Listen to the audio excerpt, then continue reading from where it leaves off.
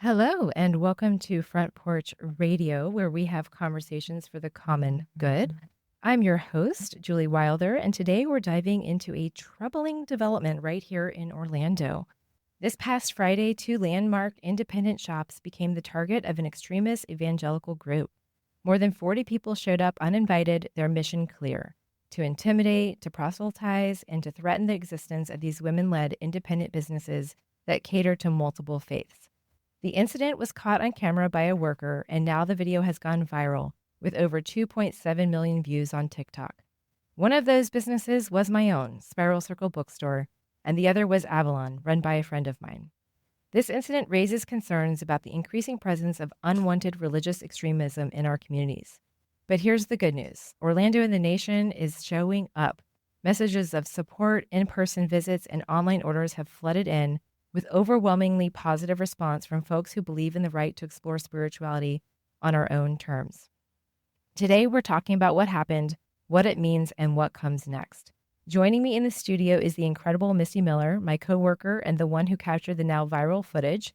We also have Miranda Sophia Solace from Avalon joining the conversation, bringing her perspective on the broader impact of these intimidation tactics. So grab a cup of tea, settle in, and let's get into it, because this isn't just about our own shops. It's about standing up to fear, defending our spaces, and making sure, Orlando remains a place where all beliefs are welcome. Miranda, welcome to Front Porch Radio. Thank you. Thanks for having me. Yeah, I would love to have you here under better circumstances. Misty, I'd like to welcome you too. Hi. I get to see you every day, which is lovely. Not as much as I would like, though. But I'm so glad to be able to have this forum to be able. I didn't imagine that I would be in the news, but it is making the news. And I'm so excited to have you guys in the studio to be able to just kind of talk about the impact that this has had. Miranda, I think we should start with you, because this actually started over at Avalon on Friday night. Tell us how this began. Yeah, this isn't the first time that we've had people come by and try to film the staff and intimidate customers. Normally, they just end up being there pretty briefly, and then they're out on the street praying. That particular Friday, this Friday just gone, I had already gone home for the day, but we have remote cameras, so I was able to watch what was unfolding from home, and my staff took care of the situation as well as they could. I was told it was about 40 people. I didn't count them, obviously, but it was a large group of people who congregated on Colonial Drive and began singing. Then they made their way around to our store and came in. Their normal mode of operation is to try to interview staff, and they begin by asking them fairly ordinary questions and then moving into beginning to mention their particular mission for being there. And my manager on staff at the time told them that they weren't allowed to film, which they continued to do. And then the staff basically, en masse, told them that they had to leave. They had to go outside. We'd already called 911 by that time.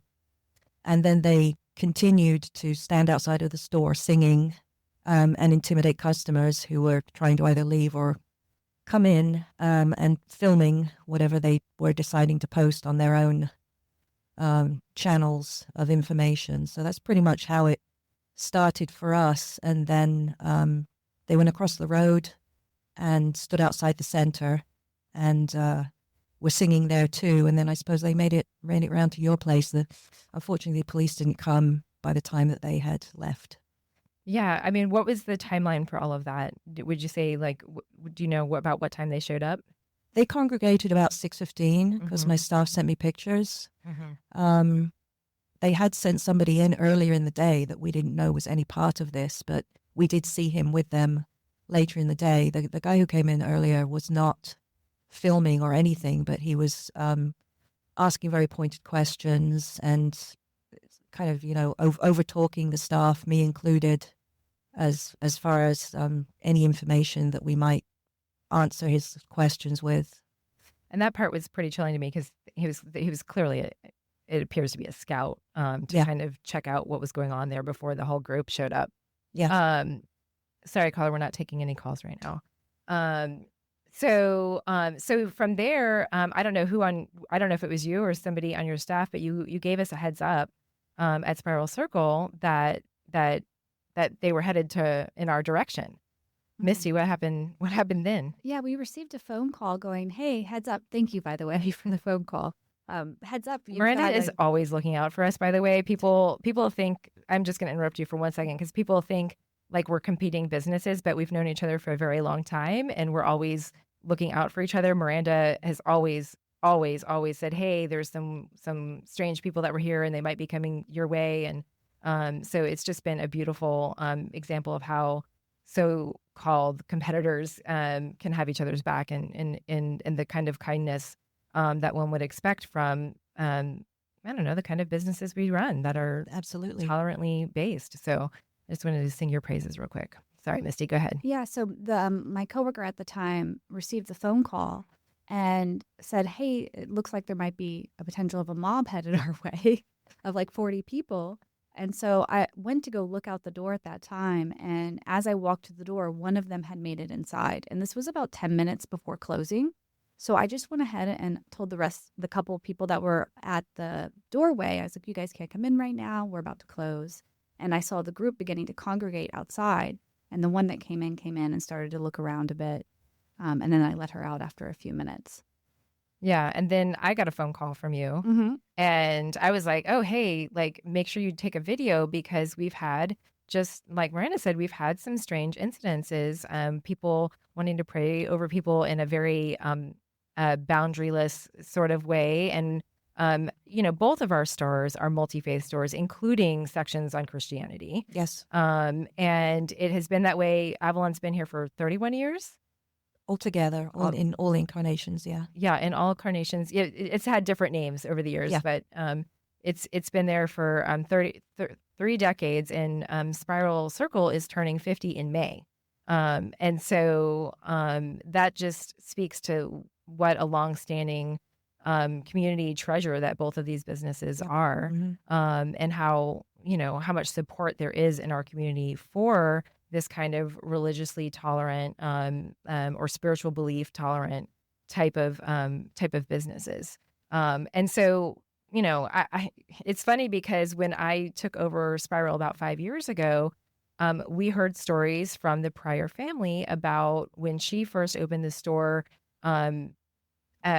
I believe it was the Baptists were up in arms about the little New Age store that this little tiny lady named Beverly was opening. And she actually came in and the store cat was hung. Wow. Yeah, Very I sad. know. Not good, right? And then another incident, she came in and there was like a bullet, that somebody had shot a bullet through the window when nobody was there, but it was still an intimidation tactic. And so, these are not, it's not new to either of us that, No. that people would come in and try to intimidate and essentially use their religious supremacy, to try to create problems. But this was definitely an escalation. And so I was like, hey, get out your camera, and film it. And I honestly didn't expect you actually went out and were telling them not to film. And I didn't mean to send you out into a mob, Misty.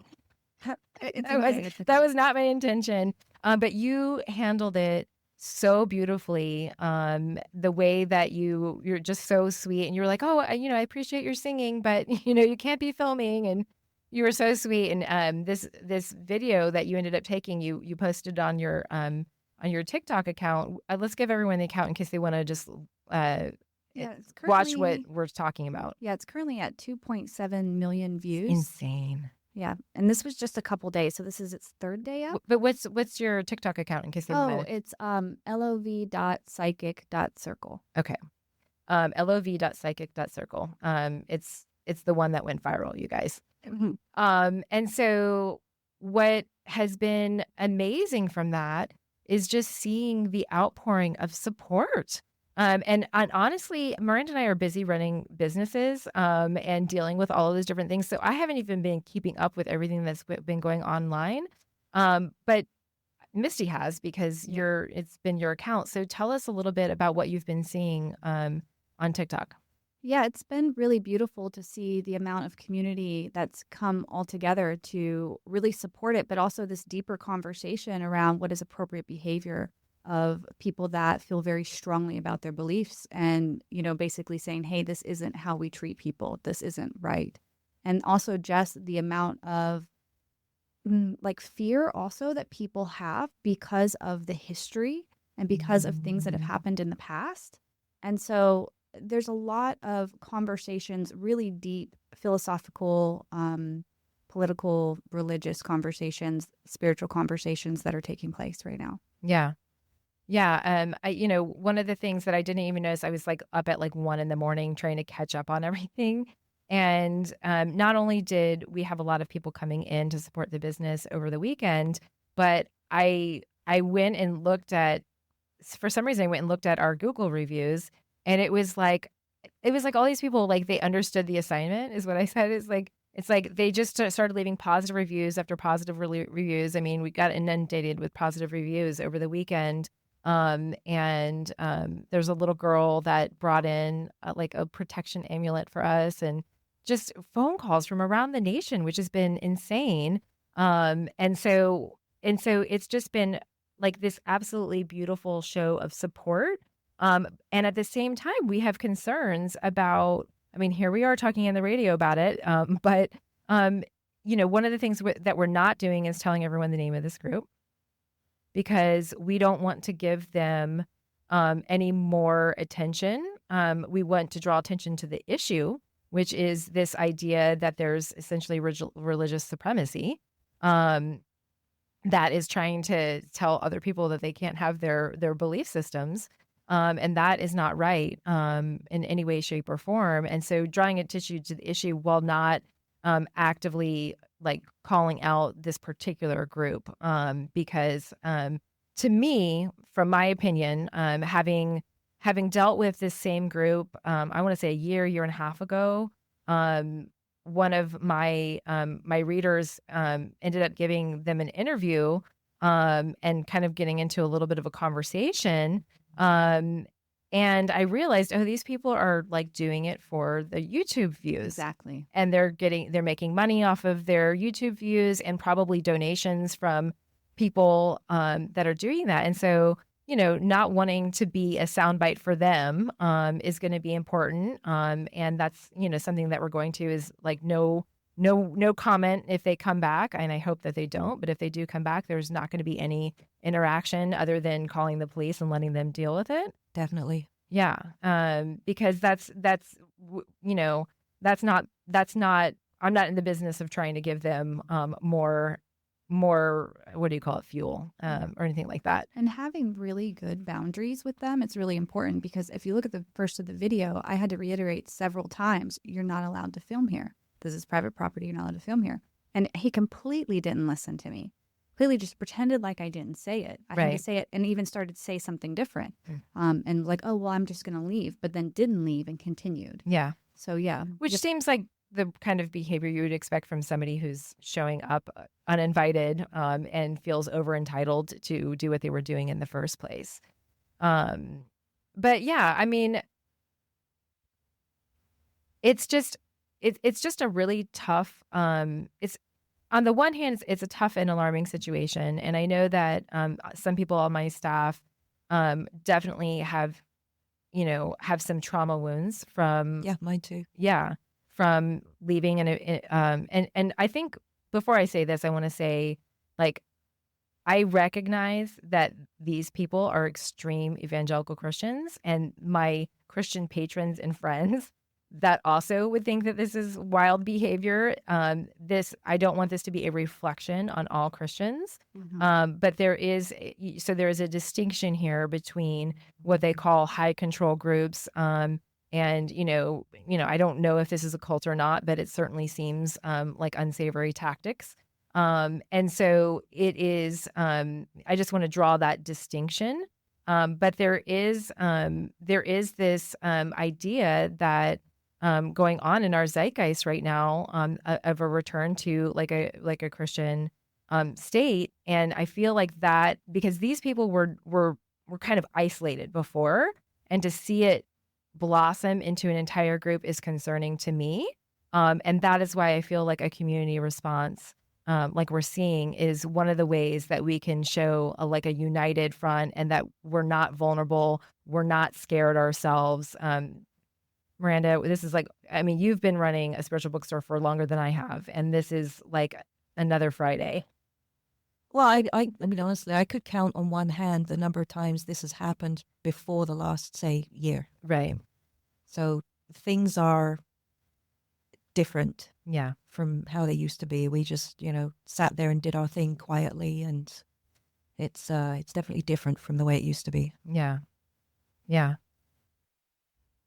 But wouldn't it be interesting? I mean, at least if I had been there, I would have liked to sit down, just go out and sit down with one of them and say, so tell me about it. My personal religious or spiritual views are mine.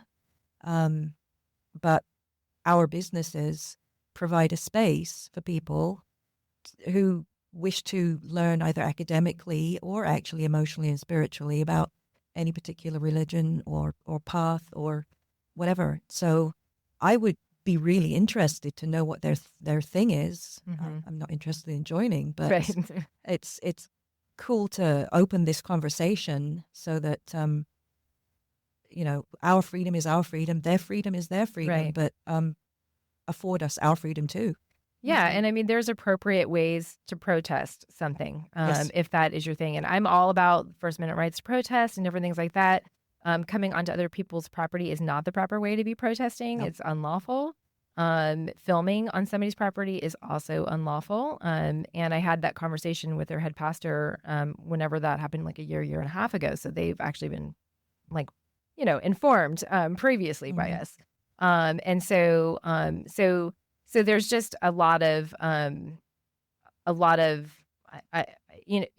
it's not organized enough to be seen as like a protest, and it does feel more like a mob, because it was like, they're not going to follow any rules or laws or anything like that. And so it's concerning to see the escalation. But also at the end of the day, like one of my first thoughts was like, what a great opportunity this is to be talking about.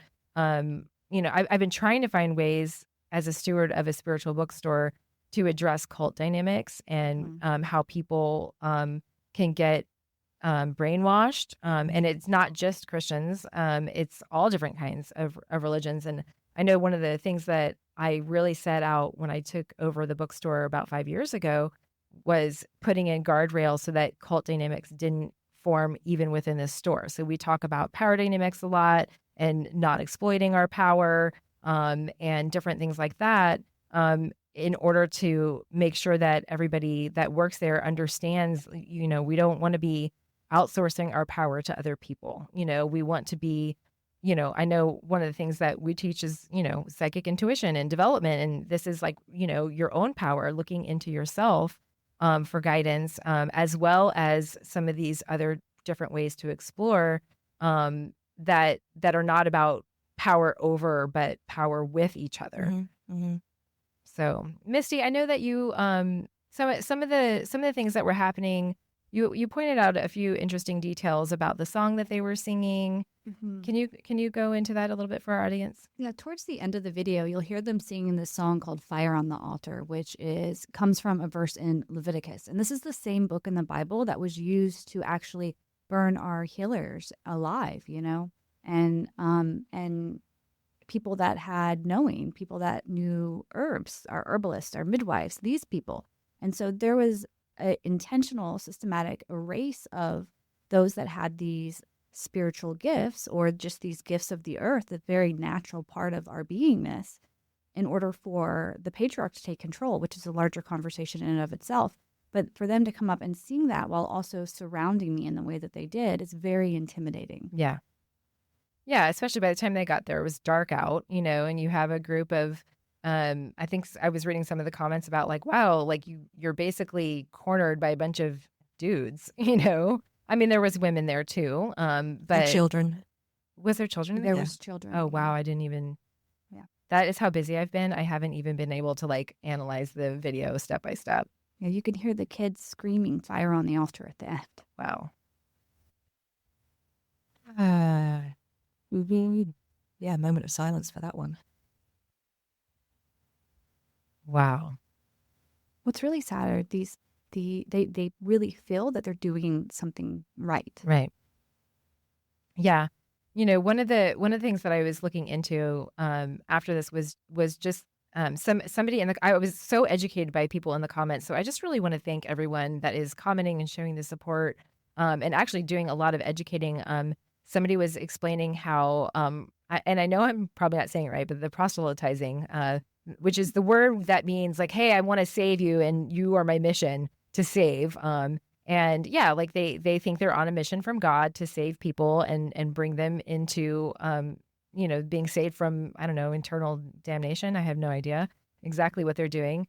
But typically, that form of missionary work is not effective. Because Yeah. most people feel it's rude, Yeah. and intrusive, and it's not a very effective recruiting tactic for your religious organization. However, what it is very good at is putting the person from the congregation who is sent to do the missionary work into an experience in which they are experiencing constant rejection by others in the community because of their own poor behavior, of course. But eh, and then they come back to the congregation where they are like, oh, feel special, like they're in some sort of in group that knows better than everybody else. And ultimately, it is a manipulation tactic for the congregation itself to experience negativity when they're trying to be good and save people, and then they come back into the congregation as heroes. And I had never actually thought about it in that way. And so I was like, thank you, TikTok, for all of this education. Yeah. And some of the other things what's hilarious is I actually, I own a bookstore here. So I actually had some books in stock that talk about some of this religious trauma of people leaving some of these more extreme evangelical groups, and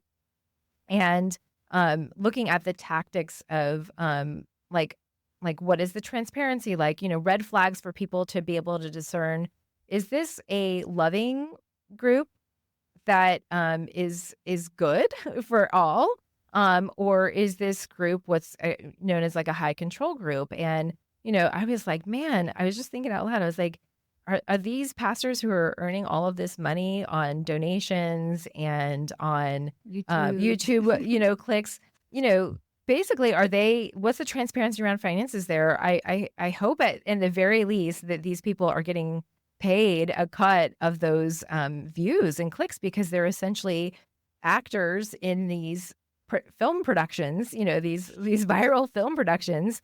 And there should be some clear compensation there. And so if that's not going on, that's a red flag to me that something is amiss.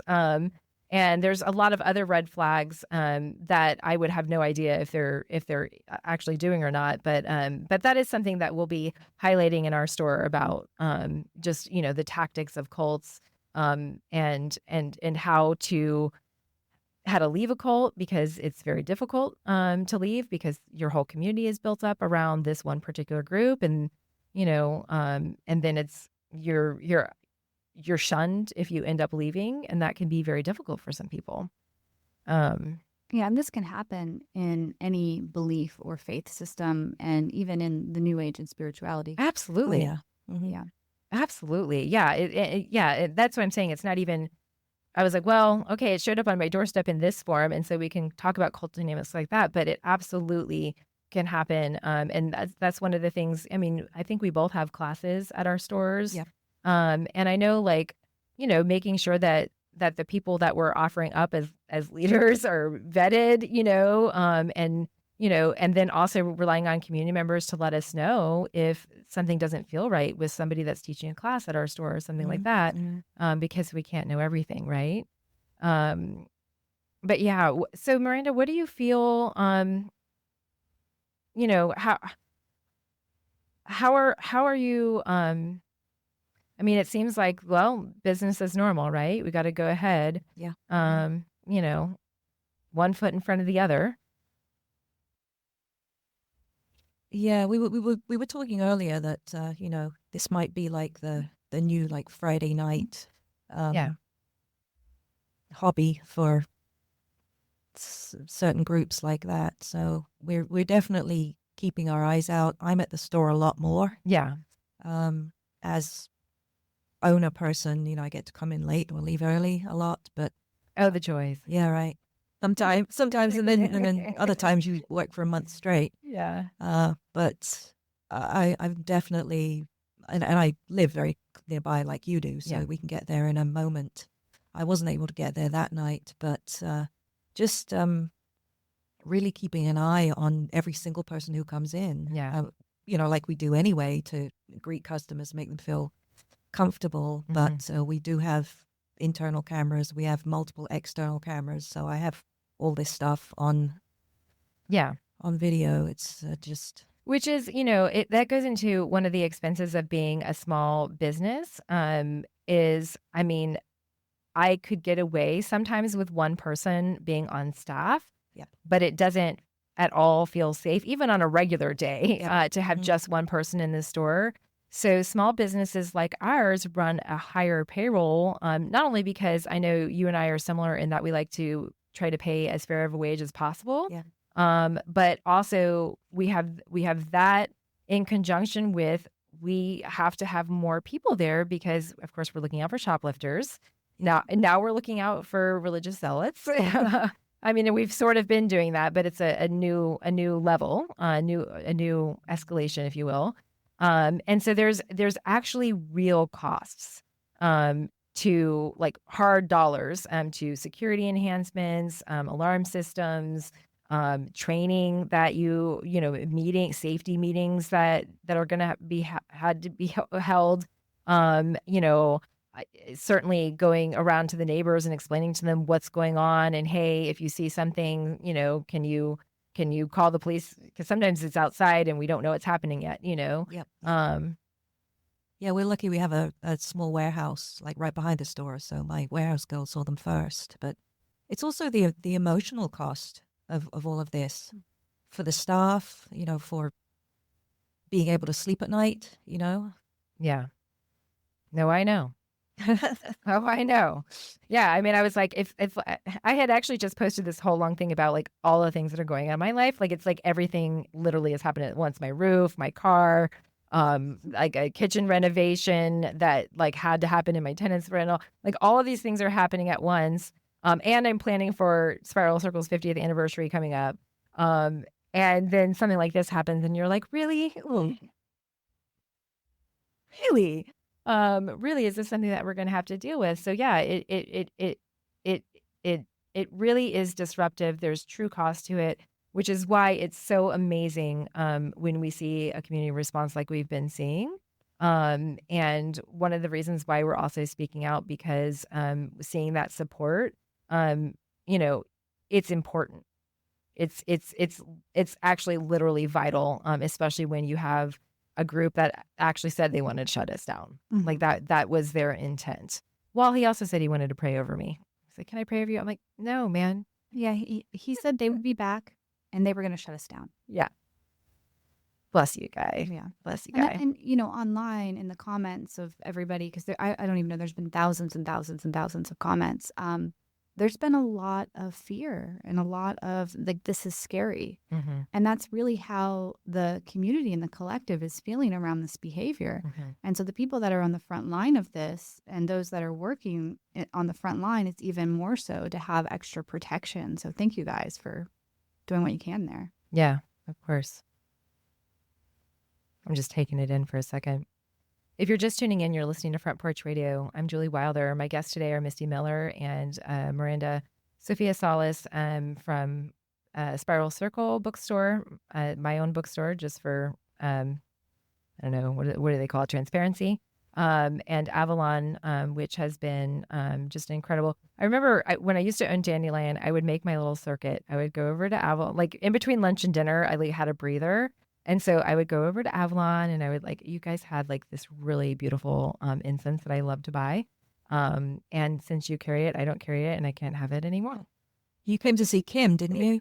I would come to see a couple of your psychics, Kim and Dickie Joe, who's an amazing astrologer, Michelle Orwick, and just always found it to be like an escape place, right? And so I would go over to you, and then I would make my way over to Spiral Circle, and then I would go over to Community Center, which is right across the street from Spiral Circle. And it was just like my little circuit that I did. And sometimes I would go into Colonial Hobby and Photo and Hobby just for something different, But that intersection, if you look at the Mills 50 intersection, I've always called it the heart of Orlando.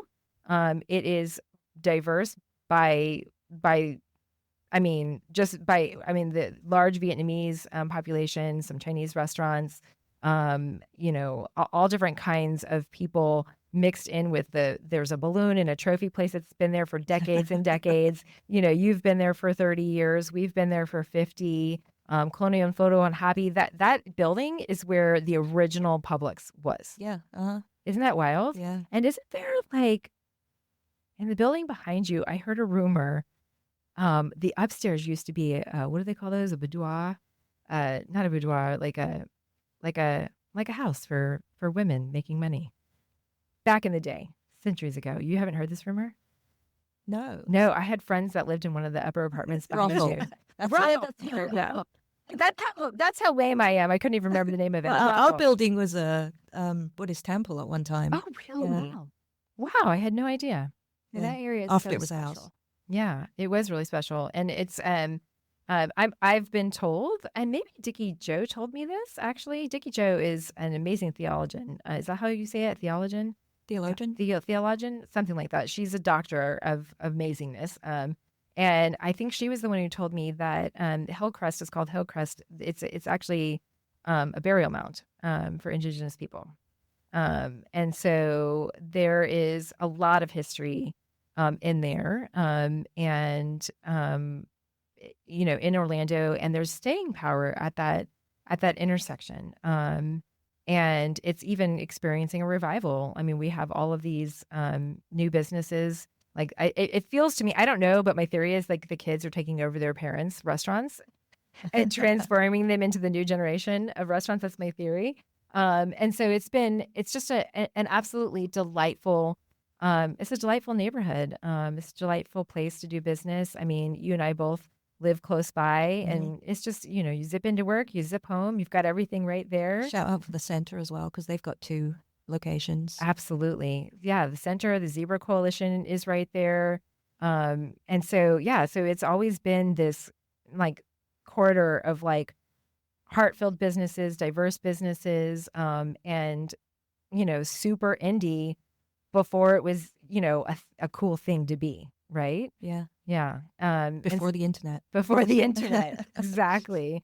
Before the internet, where everything you just had to know by word of mouth, if anything. And so a lot of that has been helped by the foundation of the Main Street districts. Joanne over there at the Mills 50 Main Street is awesome. When I actually reached out to her this morning to tell her what was going on. She was like, oh my gosh, I haven't heard about this. She was going to jump on reaching out to the politicians to let them know what was going on. So it's just an incredibly supportive neighborhood community. It's a great place to live. It's a great place to work. And I love being there. Mm-hmm. I love being there. I love it. I don't go anywhere else. I know, right? I know. I'm either home or at work, and then, hit up the restaurants. Maxine's on Shine is right there. So there's just a lot of love in that neighborhood. And the surrounding area is full of amazing people. One of the things that kind of alarmed me as people are starting to see this and reach out to me, is I had somebody say that when they were at, I think they were at the pizza place, which I can only assume was Lazy Moon, another delicious place to eat, by the way. They said that people have been approaching them even in some restaurants to do this praying over thing. And so I'm like, what in the heck is that? Because it's, it's a very open and diverse area. And most people respect boundaries, as far as I know, in that community, in the many years that I've been there. It's always felt safe. It's always felt, I mean, Mhm. you have your random one-off experiences. We live in a city. But for the most part, like, it feels safe down there. Um, but then there's just like this overtone of uh, overtone of over entitlement, I guess you could say. Yeah, and it feels like they're intentionally targeting that area too. Yeah. I'm wondering if they got, because they're not from these parts. They're from a little bit away ways. So I'm wondering if they've kind of worn out their welcome in their own town. And I will say that the best model I have seen on how to handle this is in DeLand. Um, I lived there for a while, and there was a group of folk out there, yelling and screaming for Jesus, in a way that was not respectful or cool. And on the opposite corner was this lady who was an atheist, and she was so sweet, and she has like different color hair all of the time, and she's just out there being sweet, waving at everyone and smiling. I'm pretty sure that's Rowan. She's got green hair. Yes. Yeah, I know her well. Yeah.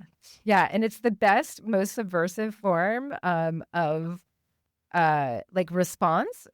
Because, a lot of people, I don't know if people have been reaching out to you, because I know like we're getting a lot of attention because the viral TikTok came from Misty over here.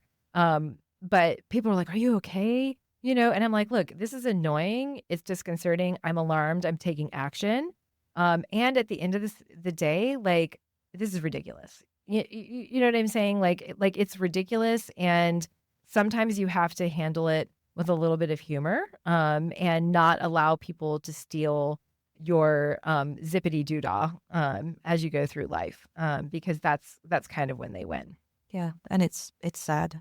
Yeah, ultimately.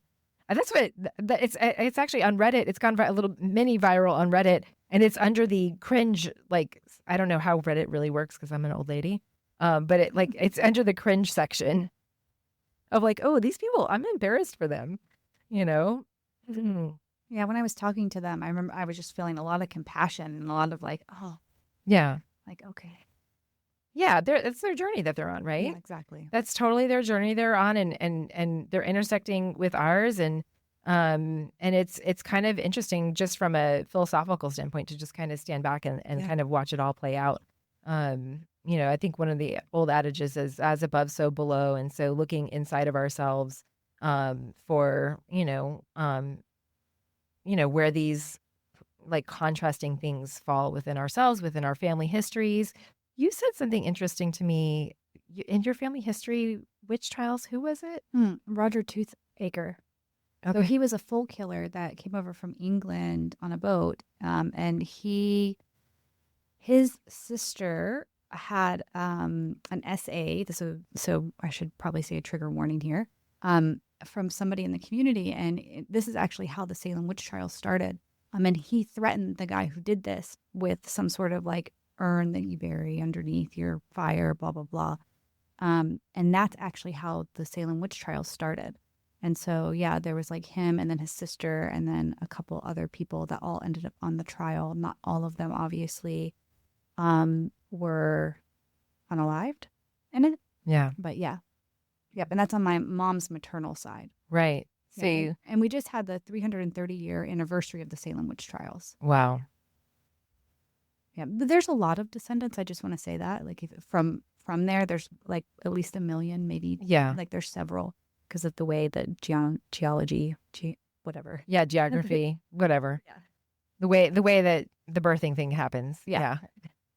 Yeah. And so this is in large part of American history, from the founding days. And, it's all up for review right now. And I'm just so grateful. I'm just so grateful to see, like, honestly, I was touched and surprised. Like, people are calling in from out of state just to say we support you. Like, wow, like that's going out of your way. Like, it is amazing to see that. And also to be able to have a moment to celebrate with you, because Miranda and I usually we just like message each other through Facebook Messenger, so we never really get to hang out in person.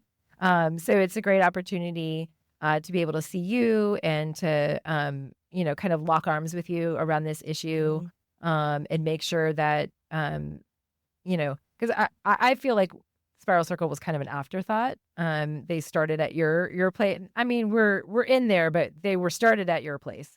And the first time, when I know part of the pastor from there came to us, they also started at your place. So I feel like it's so important that we're able to stick together. And even though we are multi-faith stores that serve the spiritual community, watching this play out, there's a lot of queer businesses in the neighborhood and things like that. And so this is everybody's business, and everybody should be paying attention, truly. Yeah. And, Avalon really needs that community support as well, because they also are being targeted. Yeah. You made a fun candle. I saw it. What did it say? Damn.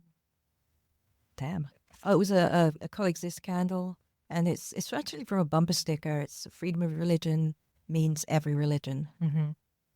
And I've spent 30 years of my life, going through different spiritual incarnations myself while working there. And at this point, 30 years after beginning to work in this particular area, my spirituality is my business 100%, but I'm very deeply committed as this life's work to giving people choices. Yeah. And safety.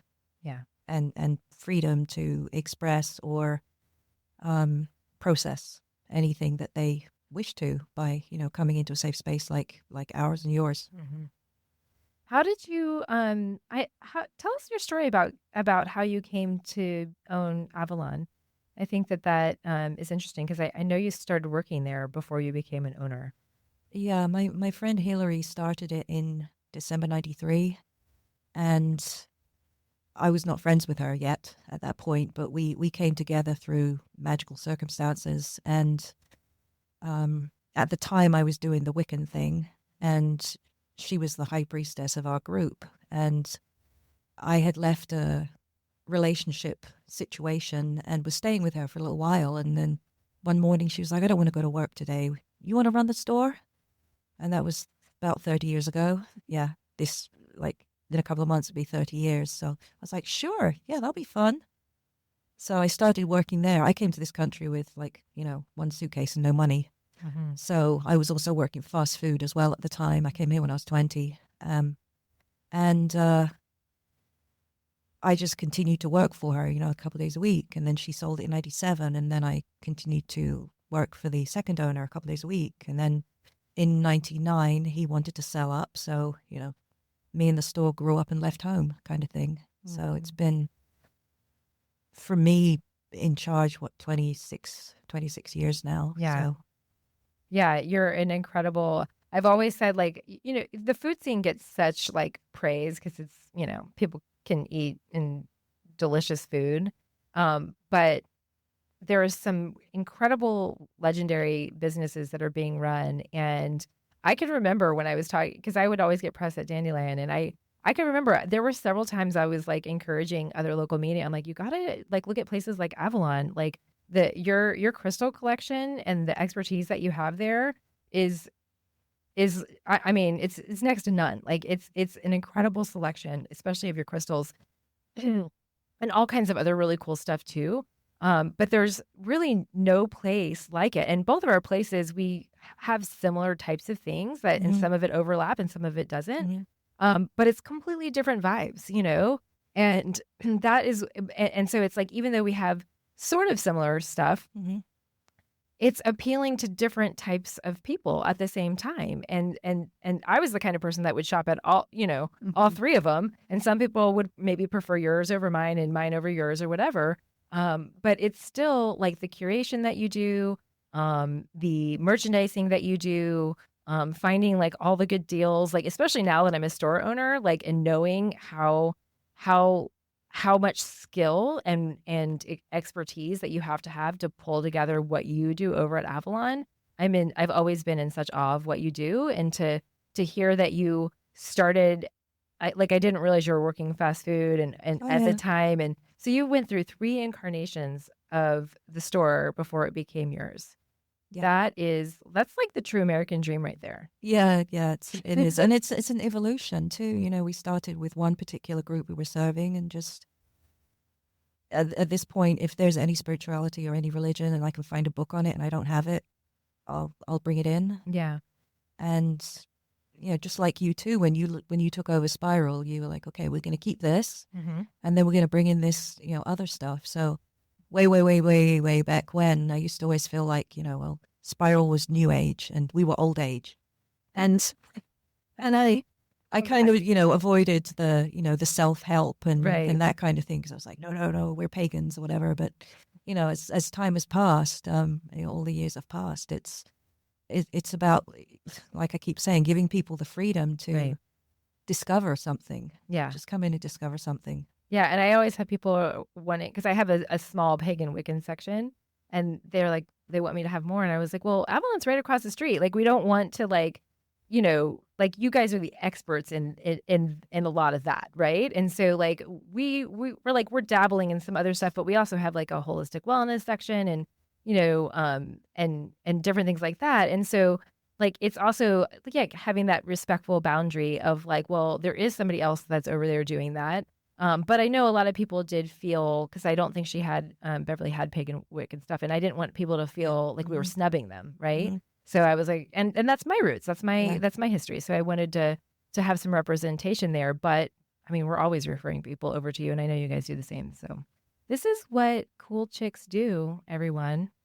This is what cool chicks do. They have each other's back. They look out for each other, and they look out for the whole community. And there's not enough recognition in the world for, I mean, we're both single moms. Yep. Raising kids, raising employees, raising community up, and allowing people the space to explore and just see. Because I'm like you, I'm a little bit of an explorer. I started out, my parents weren't, they were lapsed. My dad was a lapsed Catholic. My mom was raised Methodist, but we weren't really raised in the church or anything like that. So I was like a church hopper, and I would go to the synagogue, and I read the entire Bible in high school because my friends were like evangelicals that seem really nice and are very nice people. And so they got me interested and curious. And so I literally read the entire Bible as a high school kid, which was interesting because without anybody telling me what it was supposed to mean, I was like, the ark, that seems like DNA samples of like there's no way they could fit all of that on an ark, So like I would come up with my own theories about what I was reading that make actually more sense to me than some of the explanations in the Bible. But that's probably why I'm a heretic. I don't know. That's probably. I just don't believe anything that anybody tells you, but believe everything as well at the same time. It's pretty wild. So Misty, what's the next step for you? Like, you're kind of managing all the social media for right now, and I just want to thank you for that, because I have not had the time to look at it. I haven't even issued like an actual. I was like, hey friends, this is what's going on my personal Facebook page, just so they could know how to support me. But I haven't even issued anything on Spiral Circle's official social media yet, because I've just been so busy. What do you? Is this the first time you've gone viral? Yeah. Oh yeah. How's it going for you? Is it exciting? Yeah, it's exciting. And it's also a lot of energy. Nobody tells you how much it is. But yeah, I'm just riding the wave and trying to ground. Yeah. And take care of myself in the process. Yeah. Yeah. And I'm not sure where it's going, but it's really sparked a deeper conversation. I've avoided like the cross section of like religion and spirituality for family reasons. And now I'm kind of like center stage with that right now, and it feels really good. It feels like I've been prepared for it and been practicing it in the back end with my family for a long time. So I expect to continue those conversations. Yeah, absolutely. Yeah, well, we'll see. I mean, I had the bungalower actually reach out to me right before the radio show for a statement. So I feel like once they pick it up, I think it's going to be in the Weekly and a couple of the other publications. There was like a national pagan publication that reached out to me as well. I was like, hey, can we get on, like, what night show would we like to be on? Yeah. Yeah, and I'm trying to figure out like how do I bring in the spirit world, because I do mediumship. That's like my Right. my thing I love. Yeah. And how do I bring that into this conversation of like, hey, there's people that can actually do things that prove evidence of the afterlife and prove evidence that these sort of things, they're not just out there and woo woo, but they're tangible experiences that we can have that are, to me, very, very spiritual. Yeah. Yeah. So I'm debating whether or not I want to share the story of the thing that happened in the morning on Friday morning. yeah. I mean, I guess I'll go ahead and say it. This is the first time anything like this has really happened to me, but the morning, so this happened Friday night, and Friday morning, I was sleeping in just a tiny bit because I've been on the go. And in my dreaming state, I felt like there was a presence in my room. And so I woke up from my dream, like I woke myself up and I looked around my room and I didn't see anyone. So I went back to sleep. And then in my dream state, I felt like whatever that presence was kind of came over my body. And I didn't like that. So I woke myself up from the dream again and was like, "Arr." And I remember coming to the store and talking to you, Misty, and Christina, who was working there, and being like, yeah, it felt like not a positive or negative energy. It felt neutral, but it felt like some energy is coming at me. And we were talking about it being some sort of a warning. And then that happened that night. And so it's just like, I actually don't pretend to know the answers to anything. Like I've done enough studying to go, how can you be so sure? Right. Yep. I have no idea really what that was, but it was something outside of my anything I could make up in my head, and the series of coincidences that put that together. And it's funny because I was talking to somebody and he was like, oh, we have a lot in common, but, I'm an atheist, so I just differ from you on the metaphysical. And I was like, oh, I was like, some of my best friends are atheists. But then I was like, the only thing I have about atheism is how can you be so sure? Like, only one. That's the only thing. Like, I don't know. I don't know what it is. The more you look into it, the less you know. And the more I feel like I have a connection to a strength inside of me that guides me every day. It's a spectrum. Yeah. And it depends on the day how much information you get. So, and I loved what Miranda said: believe nothing and believe everything. Yep. Mm-hmm. Yeah. Dickie Joe, what is her saying? She said, everything they say about me is true. And she would say that, and I was so young. I was like in my early 20s when I met Dickie Joe, and I was like, what does she mean? And it's just, like, yeah, like people are going to say whatever they want, and they're going to make up whatever stories they want, and yeah, it's all true depending on your perspective and what where you're coming on it. So it's just wild times. But I am so grateful for you, Miranda. And we'll come up with ways to keep in touch, even beyond the ways we do now, just to make sure that we're looking out for each other should something like this happen again. And just again want to say thank you so much to everybody. It's been an incredible outpouring of support. And if anybody's having problems with this kind of thing outside of our area, and we're here for you. Yeah, absolutely. There are, I'm kind of thinking of some plans to put together maybe pamphlets or something like that, because I can see with the atmosphere that we're in, people are going to have to be encountering, how do we counteract religious extremism when it shows up on your doorstep? And the time is to kind of, I'm like, well, I have some graphic design skills, and certainly one of the things I do here on Front Porch Radio is interview authors. So I'll be looking up some of the authors who have written about these topics and seeing what we can do to just continue to educate people about how to stand in your power and stand up to, unwanted strangers showing up on your doorstep, singing weird songs. Anyway, thanks you guys for listening. If you missed any part of this podcast, my name is Julie Wilder. This is Front Porch Radio Podcast. It's a radio show, and I will podcast it, is what I'm trying to say. Find us on Substack, Front Porch Radio. Just search for it there, and we will put the podcast up in case you missed it. Misty, why don't you go ahead and tell us the name of your TikTok? Yeah, so that people can find the video. Yeah, it's love without the E, LOV.psychic.circle, and the LOV is language of vibration is what it stands for. But Yeah. love Psychic Circle. Yay. And where can people find you, Miranda?